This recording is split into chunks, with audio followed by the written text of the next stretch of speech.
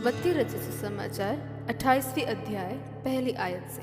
सबत के दिन के बाद सप्ताह के पहले दिन पौ फटते ही मरियम मगदलिनी और दूसरी मरियम कब्र को देखने आई। और देखो, एक बड़ा भूकंप हुआ, क्योंकि प्रभु का एक दूत स्वर्ग से उतरा और पास आकर उसने पत्थर को लुढ़का दिया और उस पर बैठ गया। उसका रूप बिजली का सा और उसका वस्त्र पाले के समान उज्जवल था। उसके भय से पहरुए कांप उठे और मृतक समान हो गए।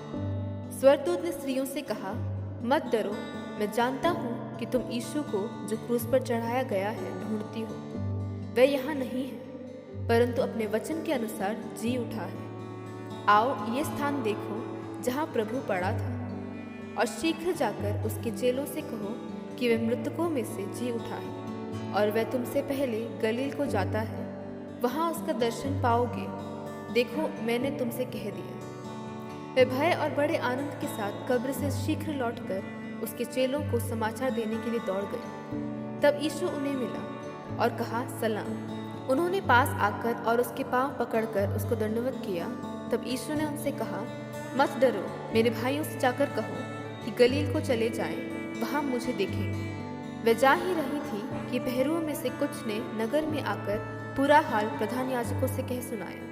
तब उन्होंने पुरनियों के साथ इकट्ठा होकर सम्मति की और सिपाहियों को बहुत चांदी देकर कहा, यह कहना कि रात को जब हम सो रहे थे तो उसके चेले आकर उसे चुरा ले गए, और यदि ये बात हाकिम के कान तक पहुंचेगी तो हम उसे समझा लेंगे और तुम्हें जोखिम से बचा लेंगे।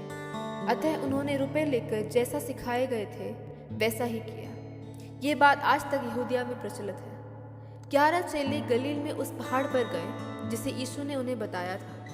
उन्होंने उसके दर्शन पाकर उसे प्रणाम किया, पर किसी किसी को संदेह हुआ।